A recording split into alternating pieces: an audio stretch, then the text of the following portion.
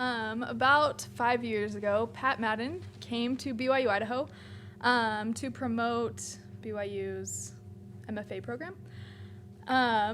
And he read an essay about asymptotes and music. And I was a sophomore at BYU, Idaho at the time, and as I sat in the auditorium and listened to his essay, I thought, this is what I want to do. So Patrick Madden is very much the reason why I'm here today and why we're all here today.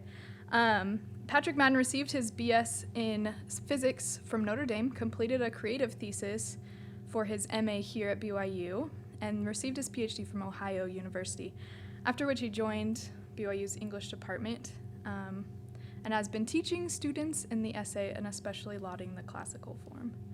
In 2002, he received a Fulbright Fellowship to travel to Uruguay to write his dissertation, and his first book, Quotidiana, was published in 2010. Quotidiana was a finalist for the Penn Center USA Literary Award in Creative Nonfiction. It won a gold medal in the Independent Publisher USA Independent Publisher Book of the Year Awards for Creative Nonfiction, a bronze medal in the Forward Review's Book of the Year Awards for Essay, and the Association for Mormon Letters Award for the personal essay, and his essays appear widely. I have enjoyed studying with Pat and especially appreciate his love of the essay and his ability to capture the intricacies of thought in his writing. Every time I read an essay of his, I feel a little escape, a reprieve. His essays pull his readers to a place where we examine what it is to be a human here on this earth, and when we've finished, we come back into our own lives with a little bit more wonder. Please welcome Pat Madden.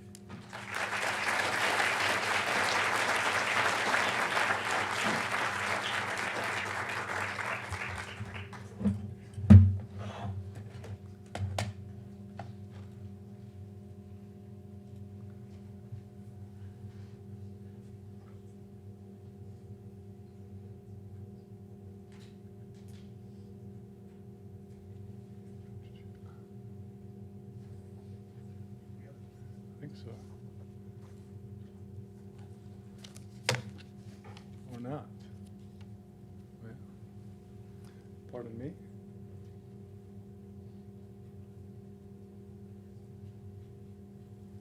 That'll do it. Thank you, everyone, for coming, and thanks, Elizabeth, for that wonderful introduction. It's really good to see so many familiar faces here, a lot of people that I care about. So thank you for that support.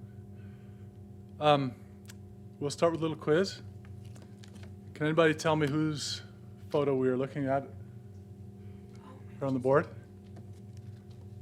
I have a guess. Did you figure it out? Well, it's a guess.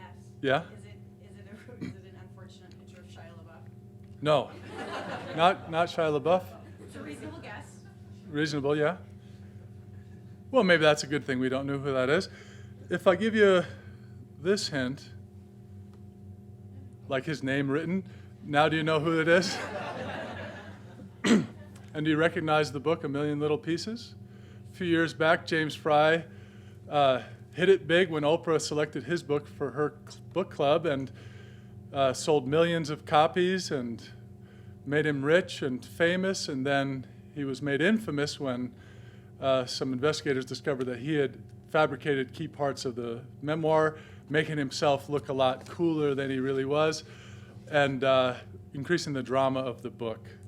I've, at times, given him a difficult time, used him as a bad example in my classes, because I'm a staunch nonfictionist, the kind who likes to use the reality as close as it can be remembered or discovered through research. I know that many of you have purchased and have read my own book, Quotidiana, and some may purchase it today. So I felt that this was an appropriate venue to come clean, to confess, as it were. And so I've, in great shame, prepared this statement.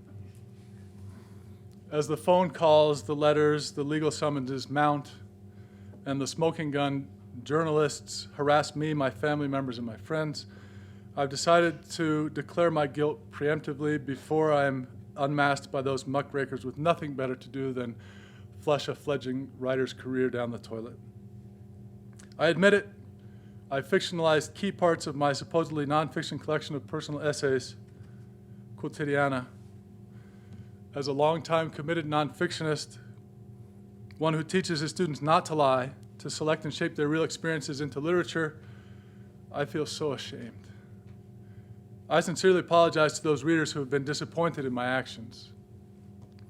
What's perhaps most disappointing, to me at least, is that it's been my wife, my father, my mother-in-law, and a good friend who've tattled on me.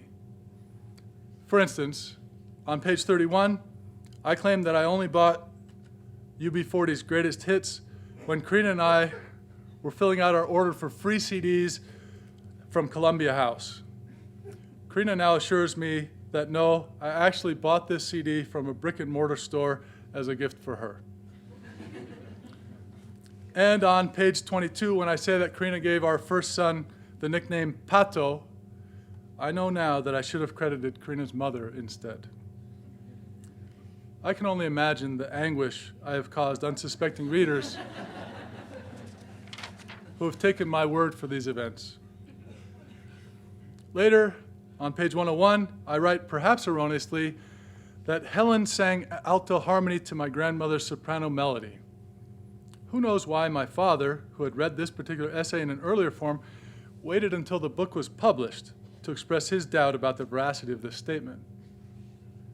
Maybe he told me it was Helen who sang the soprano part, or maybe not. The truth is, right now, we don't really know. Perhaps the smoking gun investigators can tell me for sure.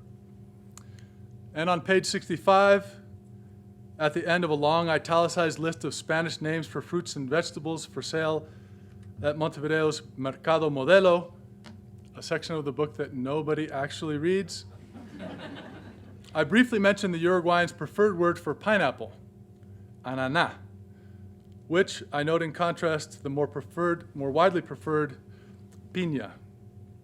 Although I have made no claim about the word's origin, my friend Eduardo Galeano, a wonderful Uruguayan writer, has nevertheless offered the following critique of my research. Quote, I like the book, but here's just a small observation. If I'm not mistaken, the word ananá is Guarani, Tupi Guarani to be exact, because the fruit comes from Brazil and was unknown outside the tropical Americas before the European conquest.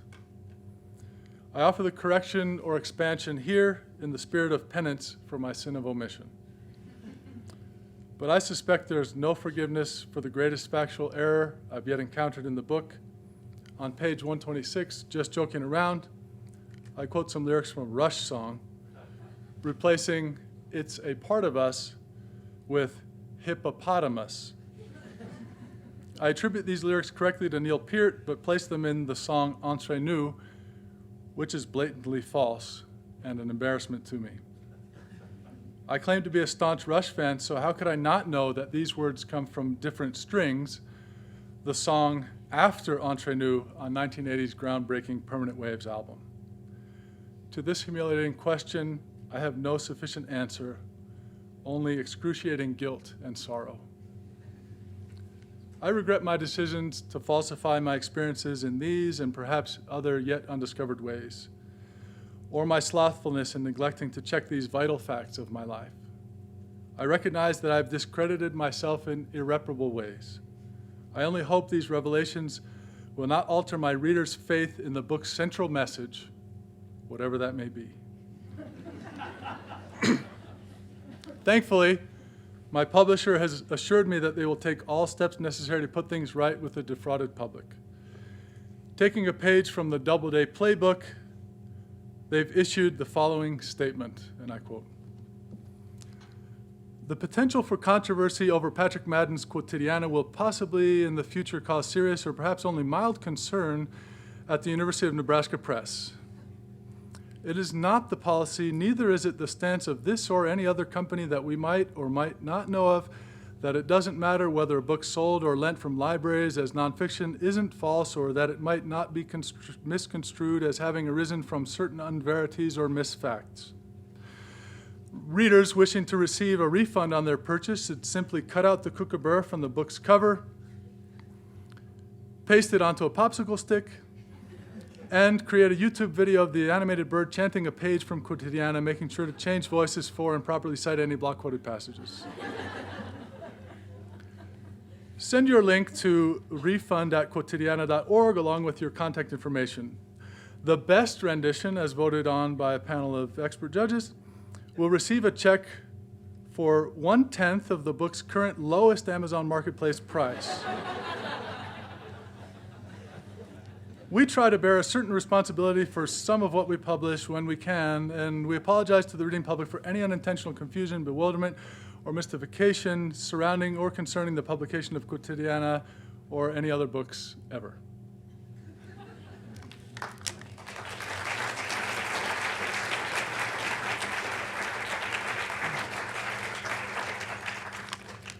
I've got that out of the way. I hope you'll forgive me. A few years back, I dreamed up an exercise for my students in the hopes of getting them to write about boring events in their lives. I told them they should write beginning with, I fell asleep, I woke up, or I went to the store. Those are the three choices. So I chose to write, I fell asleep, and it tumbled away from me almost immediately. This is the result of that. It's a very brief, tripping kind of essay called Of Eagles, Goats, and Spacemen. This is a family crest plaque I made for our family just a little while back. It will enlighten you on what I'm saying. My wife, the mother of our 4 children, now 6 children, a generally responsible woman who cares deeply for her family and tends to order and general neatness of place and of time, stayed out until almost 2 a.m. last night visiting our neighbors, the Aguilars, whose name must mean something about tending eagles, whereas Karina's maiden name, Cabrera, has something to do with tending goats. My own last name, Madden, may derive from the Gaelic for little dog, though my family coat of arms features a falcon seizing a duck. My son, being the 4th of a continuous line of Patrick Charles Maddens that began in 1915 with my grandfather, and being the son of a Uruguayan woman, goes by the nickname Pato, which in Spanish means duck, the animal, not the verb. In any case, the eagle would probably win in a battle with the goat, the little dog, and even with the falcon. The duck is already dead or dying, which might keep the falcon occupied while the eagle goes for the goat. Which is to say that you can essay about anything, find some small hook in the overlooked or taken for granted. When I was young, I read in a description of our coat of arms the phrase falcon seeking a duck argent, which I took to mean a kind of duck, or perhaps something akin to agent. Years later, once I'd visited Argentina, and long after I'd heard the band Argent's song, Hold Your Head Up, I understood that argent was the color of both the falcon and the duck, a fancy way of saying silver. The band Argent occupies the same file in my brain as the bands Bread and Free. All three float rather vaguely through my mind, which is otherwise highly ordered when it comes to rock and roll. Free I remember because one day, when my junior high class went to New York for a field trip, my best friend Vin and I had some free time and so browsed the record shops in the village. We thought we were funny when we found a band we'd never heard of, saying stuff like, "Hey, this record is free." There were only half a dozen other people in the store and 2 within earshot, but wouldn't you know it, one was a rabid Free fan. He glared and droned, "Hey, don't knock it." It didn't really matter that we weren't. Rod Argent, formerly of the Zombies, formed Argent, the band, along with 2 future members of the Kinks, and a guy named Russ Ballard, who wrote many of the band's songs.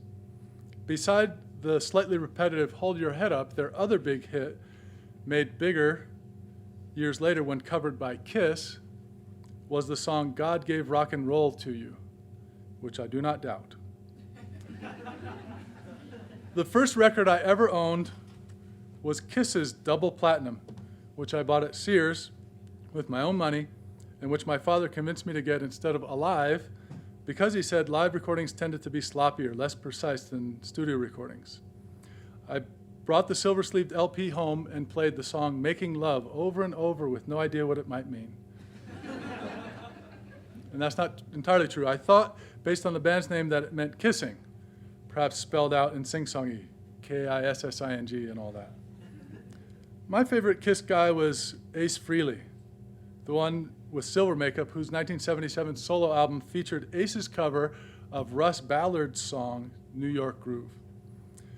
The way I figure, the star might be able to win in a battle against the cat, but neither of them would be any match for the demon or the spaceman. And in a battle between the demon and the spaceman, given futuristic technology and a higher understanding of the laws of the universe, what the heck, my money is on the spaceman.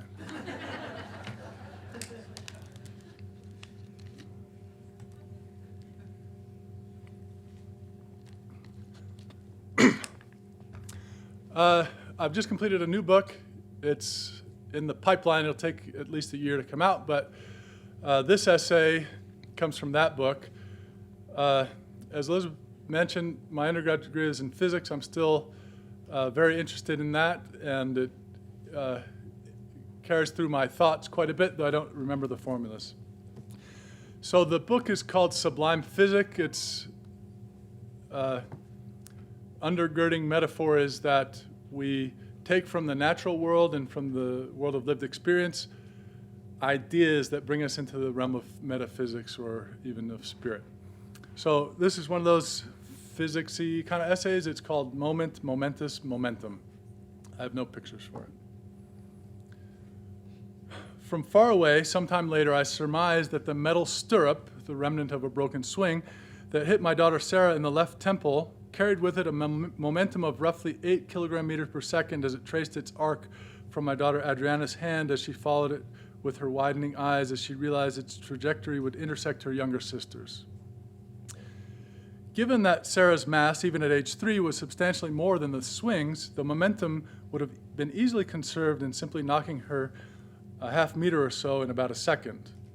But given that she may have sensed the impending collision and thrown herself backward, the calculations would be nearly impossible. In any case, I wasn't there to witness the event or to take measurements. And ultimately, this is not so much a question of momentum as of force, concentrated in a narrow shim of iron cutting bluntly into centimeters of flesh above bone. This was our last day in Uruguay, visiting Karina's family. We were to have a feast attended by the whole clan. My father-in-law and Fernando tended the grill, shoveling coals, adding wood to the fire, turning the ribs, while David and I stood chatting around. Inside, Karina and her mother and sisters readied the table with plates and empanadas. Most of the children were at the nearby playground, squeezing out every last moment.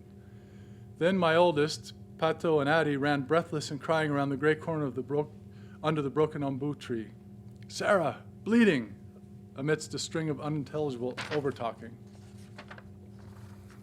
I bounded past the ditches over the low brick wall to the sight of my baby, stunned, standing silent in the middle of the concrete playground, holding her scarlet head above a growing pool.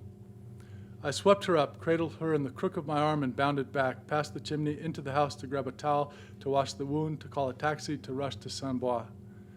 Karina and David came along. Fernando and his parents stayed at home with the other children to calm and console them. By the time the taxi arrived minutes later, we still had no idea what had really happened. Sarah was calm, mute, wide-eyed the whole ride. Our driver was safe and fast, taking corners without a downshift, taking traffic signs as suggestions. The hospital staff, seeing the blood and stillness and thinking Sarah more gravely injured than she was, took us right in and assessed her injury eventually as superficial. Deep and wide enough to require stitches, but nothing eternal, nothing visible to the future. It was behind her hairline, just barely. Our own assessment required a quick phone call home to ask once more calmly what happened. Fernando, acting as intermediary, pieced together from Adriana's sobs what I've told you above, that she'd thrown the broken swing just as Sarah happened by. It was thus Fernando's job to comfort Addie, to let her know that Sarah would be fine and that we'd be home and happy soon. Not so soon, it turned out, as we were sent downtown to Pereira Rosell after the stitches for a CAT scan. So David went home to eat with the rest of the family while Karina and I traveled in the ambulance beside our daughter. Karina whispering lullabies and I staring ahead, imagining the day 30 years ago when my mother-in-law left the water boiling on the stove awaiting the evening's pasta, and in only a moment of turned back mind on something else, her son Fernando toddled into the kitchen and tipped the pot onto his right side. scalding the skin off his face, arm, and leg. Of course, the scene I construct takes place in their current home because I've never seen the house they lived in then. So I already know somewhat of the limits of imagination when it butts up against the horror of a mother's momentous guilt at knowing she's caused her son everlasting pain. In the series of grafts, in the incessant taunts, and the too long stares of passers-by. When Fernando was in his late teens, doctors began a process that would implant healthy skin in place of his undulated scars. But he gave up before the shunts could do their work. He'd lived his whole life looking like that, he reasoned. Why bother trying to change it all now? All of this is a memento mori, what you can lose in a moment of distraction or inattention, in a split second of misdirected curiosity, in a clepsydra's drop of bad luck, in all the times you've used the front burner without incident, in a little girl turning her head just an inch toward instead of away, or rocking left instead of right. Fractions from fractures. All things considered, this was a blessing because it was so close to so worse, because her eyes were averted when the pendulum struck. Physics isn't really that hard to understand given the right band of curiosity and a nudge in the right direction. Yet for people whose daily life is dominated by the mysterious observable, even small miracles can fade to mundanity. Of all the elementary concepts requisite for beginning conception of the mechanical world, mass is fundamental, a block to build upon and calculate from. Yet people everywhere, old and young, struggle to distinguish mass from weight. For them, as for all of us, everyday experience is inextricable from gravity.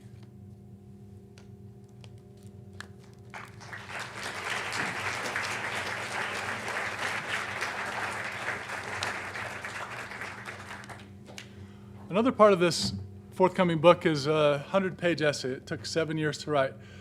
I can be a bit verbose at times, and I'm trying to counteract that. So I've taken to writing intentionally unfinished essays. I base my experiment on William Hazlitt, who, when he saw a juggler whose skill surpassed anything he thought he could do, lamented, "What abortions are these essays? What errors, what ill-pieced transitions, what crooked reasons, what lame conclusions? How little is made out, and that little how ill." So here's an aborted essay on distance. Looking to the majestic mountain in front of us, Rory said, "This is when Timpanogos looks like a postcard." And I thought, as I often do, how the stillness is an illusion of distance. How if we were standing on one of its peaks, we'd be whipped and blown by cold winds, and what tree branches we saw would be all in motion. I thought of the stilling effect of distance and said something to that effect, feeling as I said it that I was grasping at the rough shape of an essay I might discover if I began to write it. Rory agreed, adding, "It's just like that Bette Midler song, From a Distance, you know?"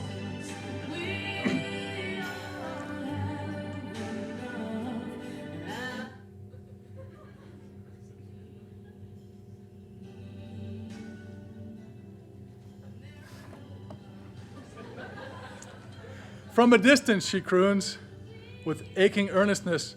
Everything is peace and plenty. There's no poverty, no violence. There's friendship instead of war, and God looks on. It's not clear how. Contented, clueless, disappointed, testing us. I've discovered time and again that what original thought I thought I'd thought was long ago thought better and expressed more eloquently by another thinker, more intelligent and more elegant. And always I've accepted my overlap humbly, feeling that at least I have happened down the same path as one of the greats. But when I learned that Bette Midler, or later upon confirming the lyrics, that songwriter Julie Gold beat me to the notion of distance's quelling influence and used it to make a Grammy-winning, multi-platinum selling, music box filling, congressional record entering, mere space station alarming, children's book / calendar / greeting card inspiring, tear-jerking, heart-touching pop song, well,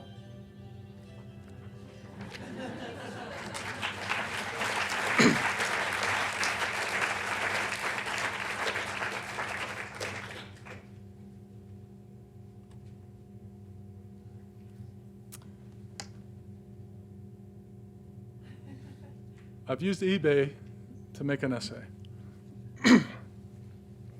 This is a true eBay auction that netted $20.50.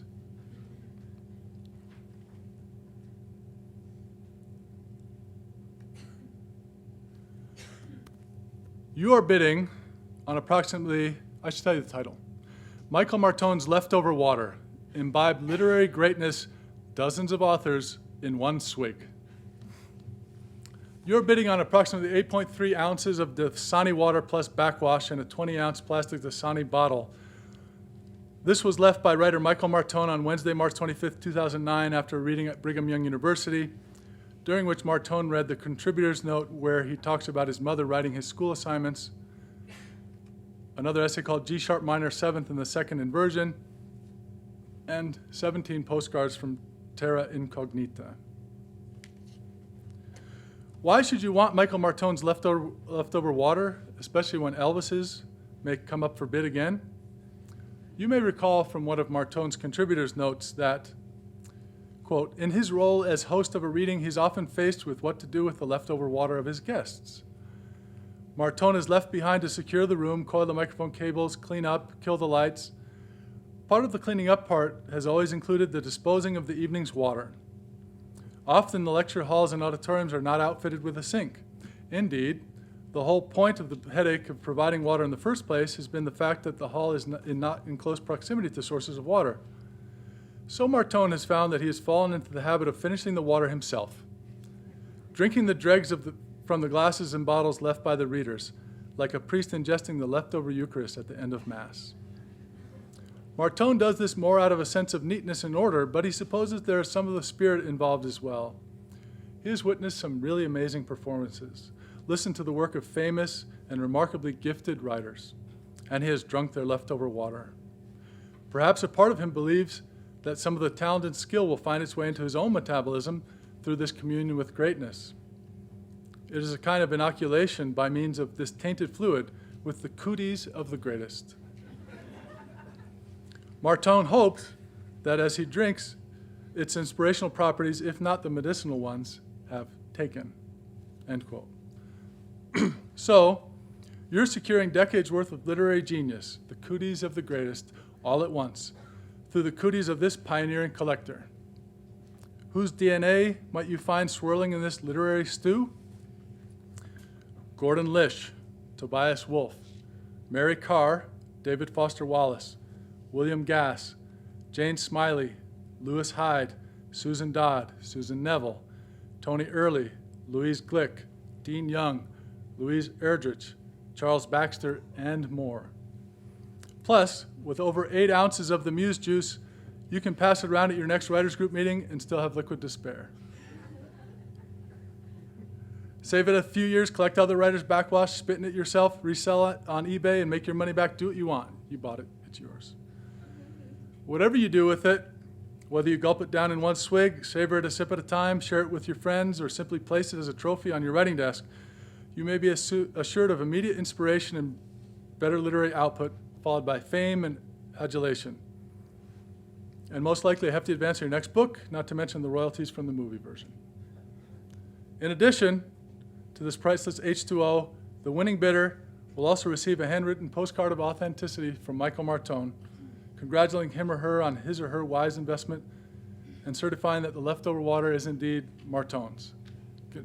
I have a question. Hold. Mel, can we help our guest? This is on, yeah, okay. Sorry to interrupt, but I have a question about the product. Does he floss? Okay.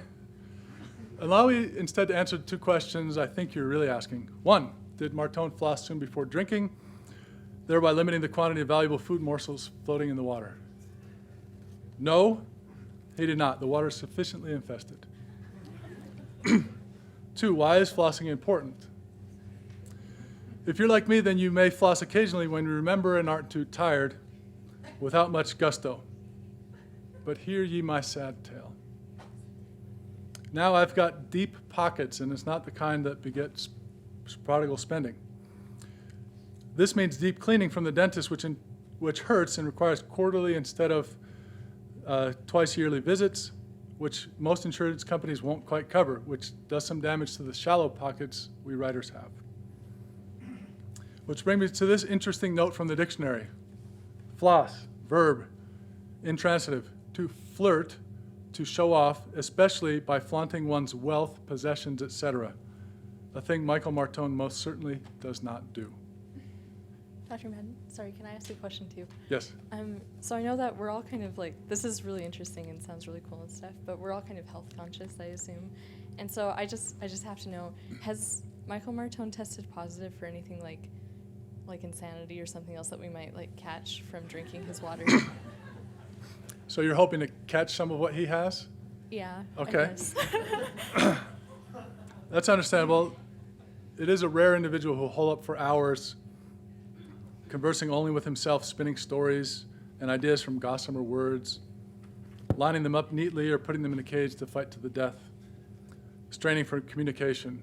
And if at the microscopic level our atoms never quite touch, then maybe words and diseases are all we have to reach one another.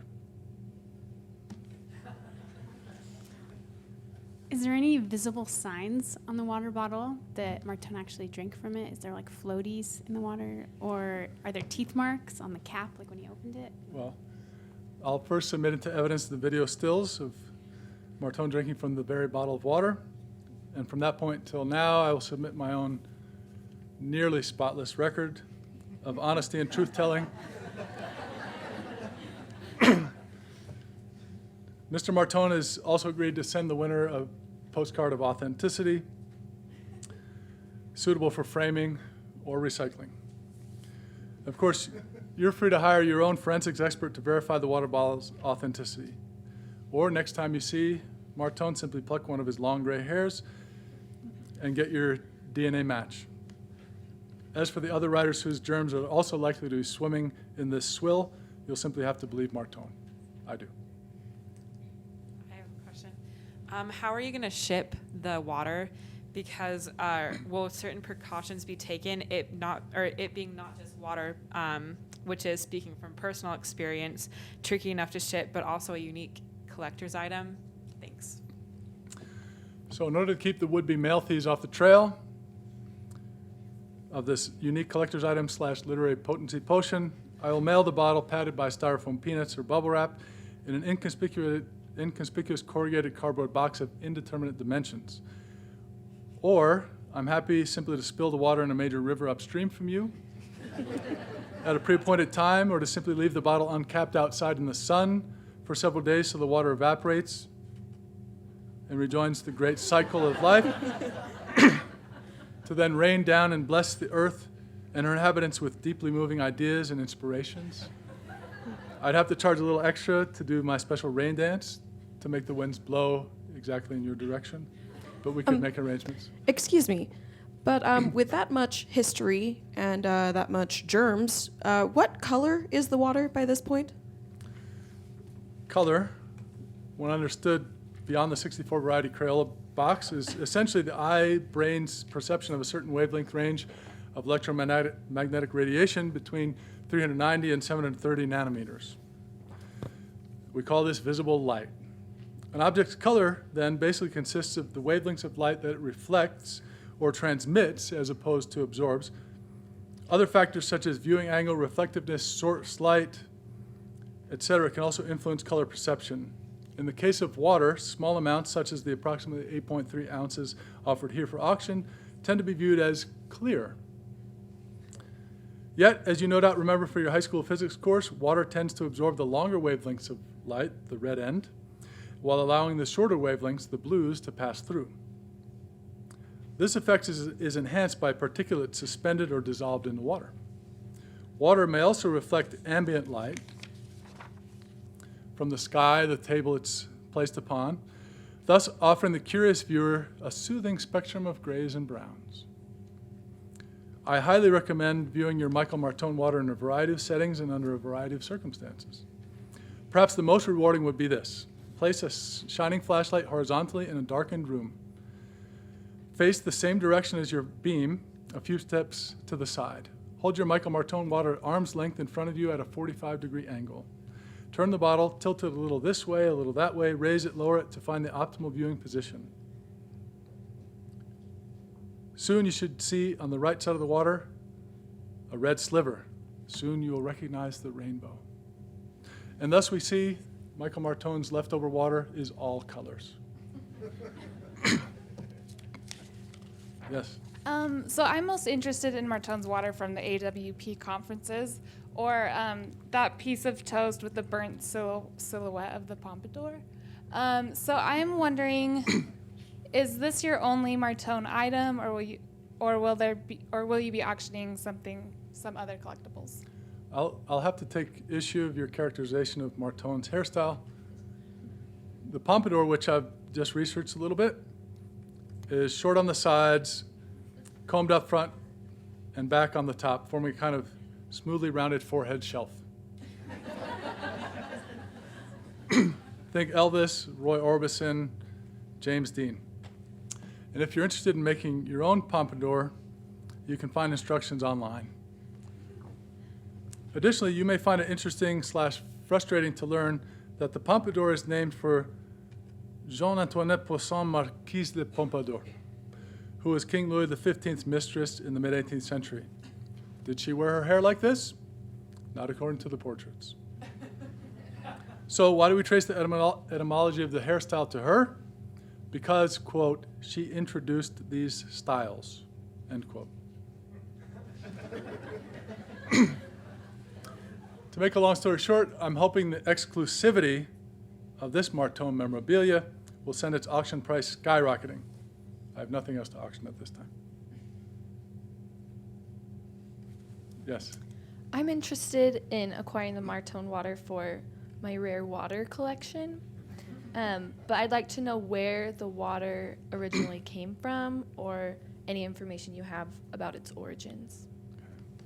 So we'll leave aside the question of origins for a moment and state that the water in this bottle was originally taken from the Atlanta, Georgia public water supply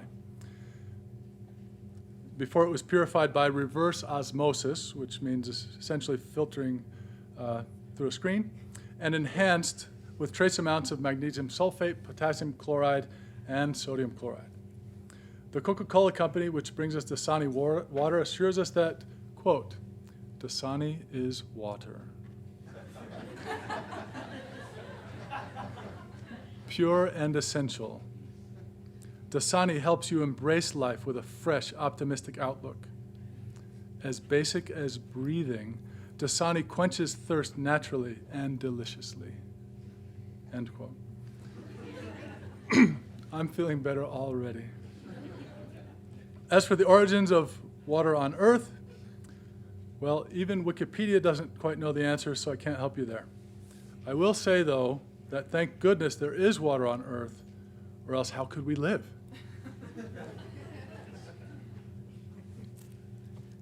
I'm a big fan of the Coca-Cola Company, and I actually collect Dasani products and Dasani brand memorabilia. Michael Martone, however, I'm not familiar with. Can you tell me more about the bottle itself? All right. Sorry about the blurry picture. I'm glad to know the item has broad appeal to collectors of all sorts. The bottle at one time contained 20 fluid ounces or 1.25 pints or 591 milliliters of water. Now, not quite so much because this Martone fellow drank a bit more than half. The bottle is roughly a cylinder tapered at the top with a narrow spout with 5 knobs at the bottom for greater stability. The bottle measures approximately 8 inches high, 3 5/8 inches at its largest diameter. It is made of relatively clear polyethylene terephthalate with a translucent blue shrink band around its middle. The band says things like Dasani, a product of the Coca-Cola Company. Non-carbonated, crisp, fresh taste. Dasani is filtered through a state-of-the-art purification system and enhanced with minerals for a pure, clean taste that can't be beat. You can get a cash refund for this bottle in California. You can get 5 cents for it in Hawaii and Maine, but you cannot get a refill. The plastic above the blue band is decorated with relief patterns in the Art Deco style. Between two parallel bands of two outdentations each, we find the cipher S-O-S-O-S-O-S-O, which one might easily take to be a cry for help until one notices there is no second S. Therefore, one is forced to conclude that the sculpture is a comment on the content, that it is so-so. Above this declaration of mediocrity, we find four large S figures marching counterclockwise as a symbol of the Coca-Cola Company's disregard for what is trendy or faddish, like selling bottled water. Finally, atop it all, there's a blue cap separated from the still present blue safety band. The cap includes around its circumference 24 gription grooves to help you open the bottle, plus a few more decorative S's on top. It is a fine, fine specimen indeed. Yes? So other than the fact that the bottle belonged to Michael Martone and that he drank from it and drank from the water of other authors, is there anything that makes this water unique? Like, does it have an interesting smell? Or is it wetter than normal water? Or will it make a strange sound if I swish it or gargle it? So the only way I know to test water for wetness is to bathe in it. So that's what I did. Making sure to funnel the resultant drip back into the bottle. And sure enough, it's wet. Perhaps it's even wetter than the water I usually get from my shower. I don't know. While bathing, I also took the opportunity to sniff the stuff, which seems not to smell like anything but water. By the way, I do not recommend sniffing water, as the liquid cannot be processed by human lungs. In my case, my organism reacted rather violently to the introduction of H2O into my nasal cavity, causing me to jerk quickly and sneeze the water back out of my nose, along with a collection of sputum that I'd been harboring in the upper reaches. This too was collected back in the bottle, which I then swished and gargled to test your hypothesis about strange sounds. I have good news to report. Whether it was the water or my wife, there were certainly strange gagging sounds accompanying my experiment. What's more, with these tests, I seem to have increased the volume of liquid by nearly 0.2 ounces. Talk about more for your money. Hi. So I did some research, smartphones and all that, and I found that a few years ago at the AWP in Austin, Michael Martone was played by one of his students. The student gave his reading, wore his name tag, and pretty much just put across the idea that he was Michael Martone. So how do we know that this water actually touched the real Michael Martone's lips? Certainly your pictures and your postcard could be faked, and then if I were to drink this water, I would not be imbibing literary greatness, which would inspire me to write very well, but con artist greatness, which might inspire me to great works of the short or long-term con. Are you okay with this potential life of crime should your product be a fake? The quick answer is yes. Whether literary genius or criminal mischievous proclivities, it's all the same to me. I walk away with my $20.50, minus postage and purchasing fees for both eBay and PayPal, and laugh my way to the bank. But did you know a quick superficial search for Michael Martone on switchboard.com produces phone numbers and or addresses for up to 81 individuals? Michael Martones populate many of our 50 states, though it would seem from a cursory glance at the data that most of them reside in the Northeast. In Alabama, last known residents of the Michael Martone in question, there is only one, which thereby proves my contention that this water was indeed sipped by the Michael Martone, quod erat demonstratum. If you're still not convinced, try a Google Images search for Michael Martone. The results feature on the top row a picture of former Vice President Dan Quayle, known mostly for his boyish good looks and spelling difficulties. There also, within the first page of results, is a picture of a strapping young man on Facebook and or a Michigan judge. A judge would simply get himself into too much trouble impersonating a well-known writer. And thus we see that whether this water be authentic or not, even the real Michael Martone is quite a literary huckster, so you're exposing yourself to conniver's germs either way. So I just had one more question. But when I was looking at the photos, I saw one photo that kind of caught my eye and got me a little confused, and it's the photo of him. It's like a head-on shot. Yes, this one, and he's taken, it seems like he's kind of angry, and I was confused because I thought he was kind of a kind person. And so I was wondering if you know why he's like furious in this photo, and if you know the story behind that. So there's always more to the story, as you've rightly noted. To understand Michael Martone's apparent fury, we would do well to consult the Oracle, internet, to trace the etymology of that term. It turns out that the Furies were born from the severed genitalia of Uranus long, long ago.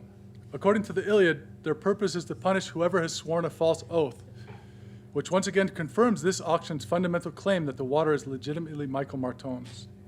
Beyond that, and leaving aside for a moment all talk of vengeance and snake hair, Mr. Wikipedia assures us that, quote, the Furies represent regeneration and the potency of creation, with both consumes and empowers, end quote. This is an apt description of literary genius, no?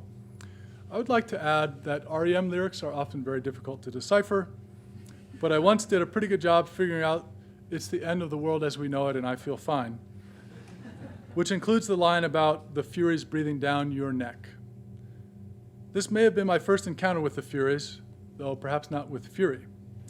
I have a friend whose brother, instead of giving an actual speech to his graduating high school class, stood at the podium and sang this very song from start to finish, then just sat down.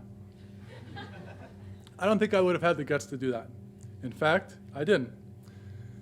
Instead, I made a reference to the students in Tiananmen Square, basically saying that we, the Whippany Park class of 1989, had it easy, so we should try to do something with our lives. And here I am, doing this auction.